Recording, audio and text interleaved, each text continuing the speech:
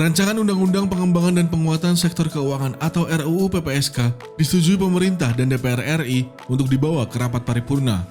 Jika nantinya disahkan di rapat paripurna, maka skema burden sharing antara pemerintah dan Bank Indonesia bisa berlanjut jika kondisi krisis dialami Indonesia.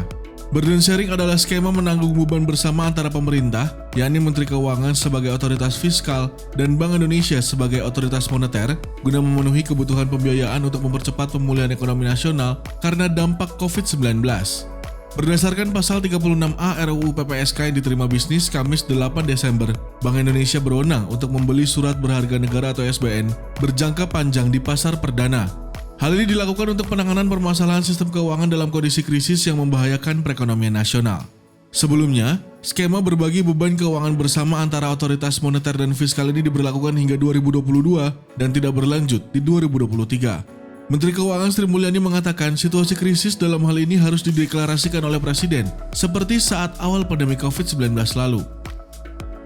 Krisis itu harus dideklarasikan, jadi ini tidak akan menimbulkan moral hazard atau bahaya moral setiap kali pemerintah ada defisit. Terus nanti minta burden sharing. Seperti kita lihat dalam Undang-Undang Nomor 2 Tahun 2022, definisi krisis itu dideklarasikan oleh Presiden. Katanya kepada wartawan Kamis 8 Desember 2022.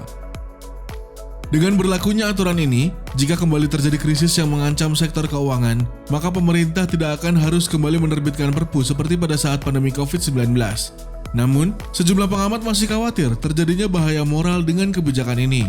Direktur Center of Economic and Law Studies atau CELIOS, Bima Yudhistira menilai hal ini bisa membuat moral hazard untuk BI terus mencetak uang.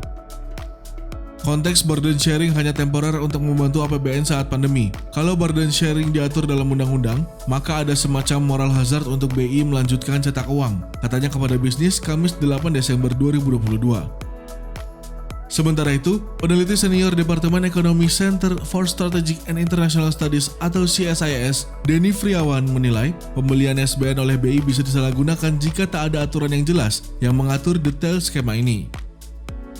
Jika hal ini tanpa diberikan penjelasan yang lebih detail dan transparan, itu akan sangat berbahaya, katanya.